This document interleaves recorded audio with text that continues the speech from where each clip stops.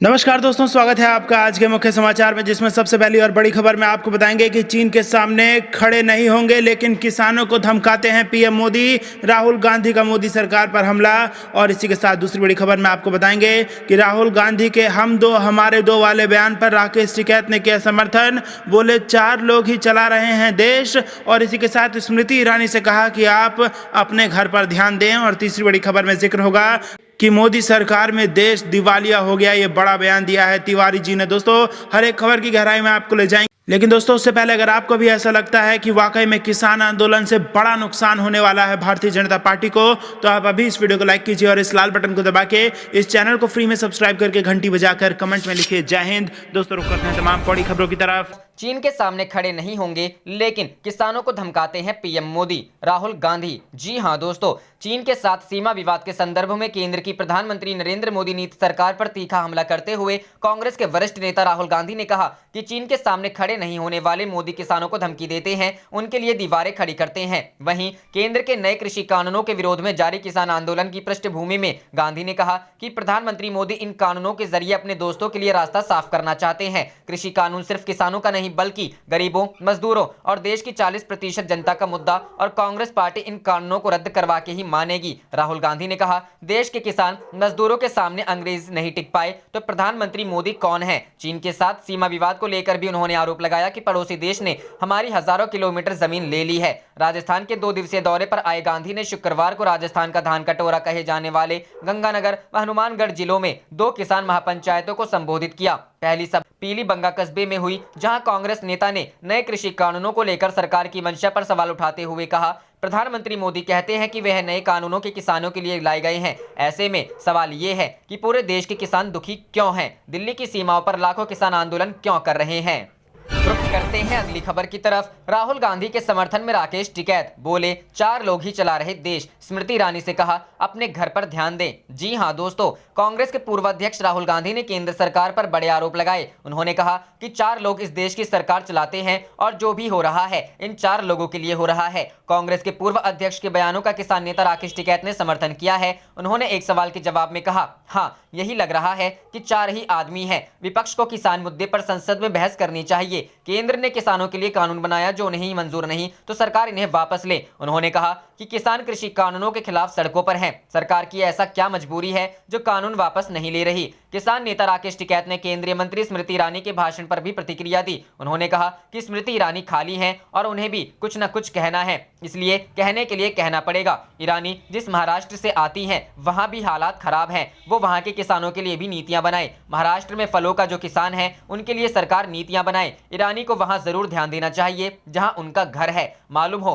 कि राहुल गांधी ने केंद्र के नए कृषि कानूनों के खिलाफ किसान आंदोलन की पृष्ठभूमि में प्रधानमंत्री नरेंद्र मोदी पर प्रत्यक्ष निशाना साधते हुए कहा कि वह अपने दोस्तों के लिए रास्ता साफ करना चाहते हैं। गांधी ने कहा कि यह कानून सिर्फ किसान का मुद्दा नहीं बल्कि गरीबों, मजदूरों और देश की 40% जनता का मुद्दा, और कांग्रेस पार्टी इन्हें रद्द करवा के ही मानेगी। गांधी ने सवाल किया कि प्रधानमंत्री मोदी कहते हैं कि उन्होंने ये कानून किसानों के हित में बनाए हैं। ऐसे में सवाल ये है कि पूरे देश में किसान दुखी क्यों हैं? दिल्ली की सीमाओं पर महीनों से लाखों किसान आंदोलन क्यों कर रहे हैं? उन्होंने कहा कि इन कानूनों का लक्ष्य है कि 40% लोगों का धंधा 2-3 लोगों के हाथ में चला जाए, एक ही कंपनी पूरे देश का अनाज बेचे। उन्होंने कहा ये तीनों कानून लागू हो जाए तो किसान तो गया, उसकी जमीन गई, मगर छोटा दुकानदार भी गया, व्यापारी भी गया, मजदूर गया। राहुल ने कहा उन्होंने यह किसानों के लिए तो नहीं किया, न मजदूरों के लिए किया, न छोटे दुकानों के लिए किया। उन्होंने यह हम दो हमारे दो के लिए किया। 4 लोग इस देश की सरकार चलाते हैं और जो भी हो रहा है इन 4 लोगों के लिए हो रहा है। इन 40% लोगों पर पहला आक्रमण नोटबंदी के समय हुआ।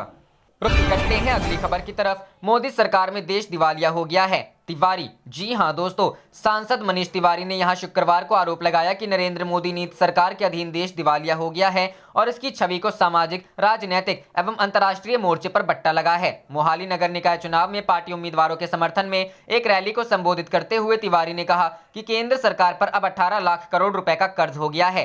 कांग्रेस नेता ने कहा देश की अर्थव्यवस्था पूर्व प्रधानमंत्री मनमोहन सिंह के कार्यकाल के दौरान हर साल 8% की दर से बढ़ रही थी, जो अब गिरकर शून्य के नीचे 7.7% पर पहुंच गई है। उन्होंने कहा मोदी सरकार ने देश को दिवालिया बनाकर सामाजिक, राजनीतिक एवं अंतर्राष्ट्रीय मोर्चे पर इसकी छवि को बट्टा लगाया है। रुक करते हैं अगली खबर की तरफ। मुख्यमंत्री ममता बनर्जी शुरू करेंगी मां की रसोई, 5 रुपए में मिलेगा भरपेट भोजन। जी हां दोस्तों, बंगाल में विधानसभा चुनाव से पहले भाजपा से मिल रही कड़ी टक्कर के बीच अब मुख्यमंत्री ममता बनर्जी गरीबों को लुभाने के लिए मां की रसोई योजना शुरू करने जा रही हैं। इसमें 5 रुपए में भरपेट चावल अंडा भोजन मिलेगा। राज्य सरकार की ओर से बताया गया कि फिलहाल यह योजना कोलकाता नगर निगम के 16 बोरो क्षेत्रों के कुल 144 वार्डों में शुरू होगी। इसके बाद पूरे राज्य में यह योजना शुरू होगी। मुख्यमंत्री ममता बनर्जी आगामी सोमवार को राज्य सचिवालय में इस योजना का वर्चुअल उद्घाटन करेंगी। बीते 5 फरवरी को विधानसभा में अंतरिम बजट पेश करते हुए ममता ने इसकी घोषणा की थी। कोलकाता नगर निगम के प्रशासक व राज्य के शहरी विकास मंत्री फिरहाद हकीम ने शुक्रवार को बताया, इस योजना के तहत 5 रुपए में गरीबों को 200 ग्राम चावल, दाल, सब्जी के अलावा अंडा भी मिलेगा। मंगलवार से प्रतिदिन दोपहर के 1 से 2 बजे के बीच भोजन आवंटित होगा, जिसका हर गरीब लाभ उठा सकता है। इधर विपक्षी दलों का कहना है कि यह राज्य सरकार का चुनावी स्टंट है। बताते चले कि इससे पहले तमिलनाडु में दिवंगत मुख्यमंत्री जयललिता ने अम्मा कैंटीन शुरू की थी, जिसमें 5 रुपए में भोजन दिया जाता है। इसके बाद इस तर्ज पर कई और राज्य सरकारों ने इस प्रकार की योजना शुरू की थी। रुख करते हैं अगली खबर की तरफ। वंशवाद के सवाल पर बोले राहुल गांधी, मेरे परिवार का सदस्य 30 से 35 वर्ष पहले बना था प्रधानमंत्री। जी हां दोस्तों, कांग्रेस के पूर्व अध्यक्ष राहुल गांधी ने वंशवाद के सवाल पर शुक्रवार को कहा कि पिछले 30 से 35 साल से उनके परिवार से कोई प्रधानमंत्री नहीं बना और संयुक्त प्रगतिशील गठबंधन की सरकार में भी उनके परिवार से कोई व्यक्ति शामिल नहीं था। उन्होंने शिकागो विश्वविद्यालय के प्रोफेसर दीपेश चक्रवर्ती के साथ डिजिटल संवाद के दौरान कई मुद्दों पर बातचीत की और प्रधानमंत्री नरेंद्र मोदी पर सपने बेचने का आरोप लगाया। वंशवाद से जुड़े सवाल पर कांग्रेस नेता ने कहा, मेरे परिवार से आखिरी बार 30 से 35 साल पहले प्रधानमंत्री बने थे। संपर्क सरकार में मेरे परिवार से कोई शामिल नहीं था। मैं कुछ मूल्यों के लिए लड़ता हूं। राहुल उन्होंने कहा, मैं कुछ मूल्यों के लिए लड़ता हूं। आप यह नहीं कह सकते कि मैं राजीव गांधी का पुत्र हूं, तो मैं इन मूल्यों के लिए क्यों नहीं लड़ सकता। लोकतंत्र से जुड़े सवाल पर उन्होंने कहा, आधुनिक युग में महात्मा गांधी, BR अम्बेडकर, जवाहरलाल नेहरू और मौलाना आजाद ने कुछ विचार दिए थे कि भारतीय लोकतंत्र किस तरह का होना चाहिए। दुनिया के विभिन्न देशों में स्ट्रॉन्ग लीडर के रूप में कुछ नेताओं के उभरने के बारे में पूछे जाने पर उन्होंने कहा कि लोगों की परेशानी के बीच कोई नेता आता है और कहता है कि वह हर समस्या का समाधान करेगा, लेकिन वह समस्या का समाधान नहीं कर पाता है। किसान आंदोलन का उल्लेख करते हुए कांग्रेस के पूर्व अध्यक्ष ने आरोप लगाया कि प्रधानमंत्री कुछ उद्योगपतियों के फायदे के लिए ये कानून लाए हैं। करते हैं अगली खबर की तरफ। लालू यादव की रिहाई की मांग हुई तेज, बेटे तेज प्रताप ने शुरू किया अनोखा अभियान। जी हां दोस्तों, राष्ट्रीय जनता दल के नेता तेज प्रताप यादव ने अपने बीमार पिता एवं पार्टी अध्यक्ष लालू प्रसाद यादव की रिहाई की मांग करते हुए अनोखी शैली में एक अभियान शुरू किया है। बिहार के पूर्व मुख्यमंत्री लालू प्रसाद यादव के बड़े बेटे तेज प्रताप यादव ने गुरुवार को सैकड़ों समर्थकों के साथ पटना के बड़े डाकघर की ओर मोर्चा निकाला। इन सभी लोगों के पास बड़ी तादाद में पोस्ट कार्ड थे जो राष्ट्रपति रामनाथ कोविंद के नाम थे। इन सभी पोस्ट कार्डों पर जेल में बंद राजद प्रमुख लालू यादव की रिहाई की मांग की गई थी। तेज प्रताप ने कहा कि हम समाजवादी आंदोलन के हित में यहां लाखों आजादी पत्र लेकर निकले हैं। यह अभियान पूरे बिहार में चलाया जा रहा है और हमें आशा है कि राष्ट्रपति लोगों की आवाज सुनेंगे। अभियान के बारे में पूछे जाने पर राजद के प्रदेश प्रवक्ता चितरंजन गगन ने कहा कि निश्चित तौर पर यह तेज प्रताप यादव की निजी पहल है। हालांकि पार्टी उनका समर्थन करती है क्योंकि यह हमारे निर्विवाद नेता से जुड़ा मामला है। रुख करते हैं अगली खबर की तरफ। बिहार में कोरोना जांच घोटाले से नीतीश सरकार की बढ़ी मुश्किलें, तेजस्वी यादव ने बोला हमला।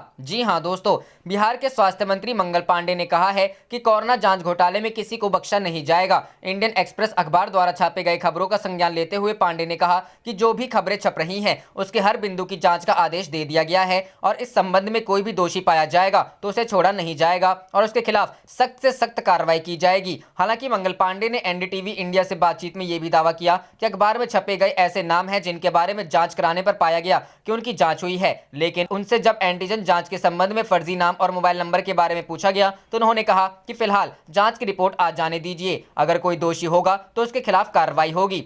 स्वास्थ्य विभाग के अधिकारियों का कहना है कि अगर कोई गड़बड़ी हुई तो नीचे के स्तर पर हुई है, लेकिन घोटाला हुआ है ये कहना फिलहाल गलत है। स्वास्थ्य मंत्री मंगल पांडे से जब ये पूछा गया कि आखिर केंद्र सरकार द्वारा बार बार राज्य सरकार को एंटीजन टेस्ट कम कर RT-PCR टेस्ट बढ़ाने की सलाह दी गई, लेकिन उसके बावजूद रैपिड टेस्टिंग में बिहार में एक रिकॉर्ड कायम किया गया जो कोरोना की रोकथाम में लगे लोगों के गले के नीचे नहीं उतर रहा था। लेकिन स्वास्थ्य मंत्री ने इस सवाल को टालते हुए कहा कि इस मुद्दे पर कोई बयान नहीं हो सकता है। देश के सभी राज्यों में इसी तरह से जांच हुए हैं। इस बीच विपक्ष के नेता तेजस्वी यादव ने इस मुद्दे पर आक्रामक रुख अपनाते हुए मुख्यमंत्री नीतीश कुमार से कई सवाल पूछे और अपना 2.5 महीने पूर्व विधानसभा सत्र के दौरान इस घोटाले के संबंध में जो आशंका व्यक्त की थी उसका वीडियो जारी किया। तेजस्वी यादव ने कहा कि मैंने पहले ही बिहार में कोरोना घोटाले की भविष्यवाणी की थी। जब हमने घोटाले का डेटा सार्वजनिक किया था तो सीएम ने हमेशा की तरह नकार दिया। इन्होंने अधिकारी बदल एंटीजन का वो अमृत मंथन किया कि 7 दिनों में प्रतिदिन टेस्ट का आंकड़ा 10,000 से 1 लाख और 25 दिनों में 2 लाख पार करा दिया। रुख करते हैं अगली खबर की तरफ। नई रणनीति, अब देश भर में होगी किसान महापंचायत। 20 फरवरी को महाराष्ट्र में राकेश टिकैत भरेंगे हुंकार। जी हां दोस्तों, पंजाब, हरियाणा, दिल्ली, एनसीआर और पश्चिमी उत्तर प्रदेश से निकलकर कृषि कानूनों के खिलाफ किसान आंदोलन को बड़े फलक पर ले जाने की तैयारी चल रही है। संयुक्त किसान मोर्चा ने ऐलान कर दिया है कि आने वाले दिनों में केंद्र के 3 कृषि कानूनों के खिलाफ देश भर में किसान महापंचायत आयोजित की जाएगी। इसी क्रम में किसान नेता राकेश टिकैत महाराष्ट्र के यवतमाल जिले में 20 फरवरी को किसान महापंचायत को संबोधित करेंगे। अब तक पश्चिम यूपी, हरियाणा, पंजाब और एनसीआर के इलाकों में ही महापंचायतें हो रही थीं, मगर अब इसका दायरा बढ़ाने में किसान संगठन जुट गए हैं। केंद्र के 3 नए कृषि कानूनों के खिलाफ दिल्ली से लगी सीमाओं पर 40 किसान संगठनों के विरोध प्रदर्शन का नेतृत्व कर रहे संयुक्त किसान मोर्चा ने महाराष्ट्र के यवतमाल जिले में 20 फरवरी को होने वाली किसान महापंचायत को लेकर जानकारी दी। एसकेएम के महाराष्ट्र के समन्वयक संदीप गिड्डे ने बताया कि राकेश टिकैत, युद्धवीर सिंह और एसकेएम के कई अन्य नेता 20 फरवरी को यवतमाल शहर के आजाद मैदान में आयोजित होने वाली किसान महापंचायत को संबोधित करेंगे। उन्होंने कहा, टिकैत महाराष्ट्र में किसान महापंचायत की शुरुआत यवतमाल से करना चाहते हैं, जहां कई किसानों ने आत्महत्या की है। किसान महापंचायत में विदर्भ और महाराष्ट्र के अन्य हिस्सों से भी किसानों के आने की संभावना है। महापंचायत के आयोजन के लिए प्रशासन से अनुमति मांगी गई है। यवतमाल के एक वरिष्ठ पुलिस अधिकारी ने बताया कि आयोजकों ने कार्यक्रम के लिए इजाजत मांगी है। एक बयान जारी किसान संगठन ने कहा कि उसकी टीम राज्यवार महापंचायत के कार्यक्रम के लिए योजना बना रही है। किसान संगठनों ने इस कदम का ऐलान अपनी मांगों को लेकर 18 फरवरी को देश भर में 4 घंटे के लिए रेल रोको आंदोलन की घोषणा करने के एक दिन बाद किया। मोर्चा ने साफ कर दिया है कि जब तक विवादित तीनों कृषि कानूनों को वापस नहीं लिया जाता एवं उनकी फसलों पर न्यूनतम समर्थन मूल्य की गारंटी नहीं दी जाती, तब तक आंदोलन खत्म नहीं होगा। प्रदर्शनकारी किसान नेता दर्शन पाल ने बताया कि शुक्रवार को उत्तर प्रदेश के मुरादाबाद में महापंचायत होगी। इसके बाद 13 फरवरी को हरियाणा के बहादुरगढ़ में, 18 फरवरी को राजस्थान के श्रीगंगानगर में, 19 फरवरी को राजस्थान के हनुमानगढ़ में, 23 फरवरी को राज्य के ही सीकर में किसानों की महापंचायत होगी। गौरतलब है कि हजारों की संख्या में किसान दिल्ली के 3 सीमा स्थलों सिंगू, टिकरी एवं गाजीपुर बॉर्डर पर पिछले 75 दिनों से प्रदर्शन कर रहे हैं, जिनमें अधिकतर पंजाब, हरियाणा एवं पश्चिमी उत्तर प्रदेश के हैं। रुख करते हैं अगली खबर की तरफ।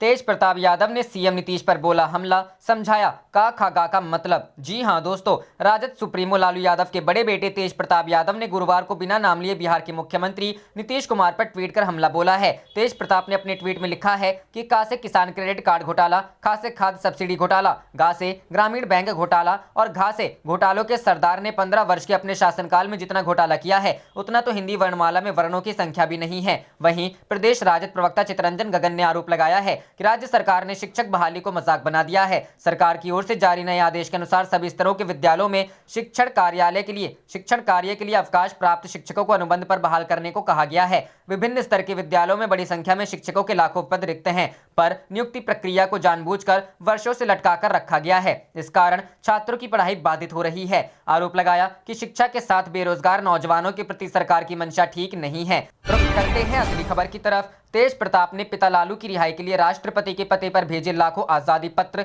और हिंदी वर्णों के जरिए समझाया घोटालों का अर्थ। जी हां दोस्तों, बिहार के पूर्व स्वास्थ्य मंत्री एवं राजद प्रमुख लालू प्रसाद यादव के बड़े बेटे तेज प्रताप यादव चारा घोटालों मामलों में सजा काट रहे अपने पिता की रिहाई के लिए लाख प्रयास करते हुए नजर आ रहे हैं। इस कड़ी में गुरुवार को राष्ट्रीय जनता दल नेता तेज प्रताप यादव ने पटना स्थित सामान्य डाकघर पहुंचकर लाखों आजादी पत्र महामुहिम राष्ट्रपति रामनाथ कोविंद के पते पर भेजे। इस बात की जानकारी तेज प्रताप की ओर से ट्विटर पर भी जारी की गई है, जिसमें तेज प्रताप यादव ने बताया कि यह मुहिम एक समाजवादी विचारधारा की स्वतंत्रता के लिए चलाई जा रही है। इस मुहिम के अंतर्गत बिहार के तमाम जिलों से आए लाखों आजादी पत्रों को गुरुवार को पटना स्थित सामान्य डाकघर जाकर महामहिम राष्ट्रपति रामनाथ कोविंद के पते पर पोस्ट करवाया। वहीं तेज प्रताप यादव ने उम्मीद जताई है कि महामहिम राष्ट्रपति रामनाथ कोविंद इन आजादी पत्रों को पढ़ने के बाद जनमानसों की आवाज को जरूर सुनेंगे। साथ ही तेज प्रताप यादव को उम्मीद है कि इसके बाद उनके पिता लालू यादव प्रसाद जेल से रिहा हो जाएंगे।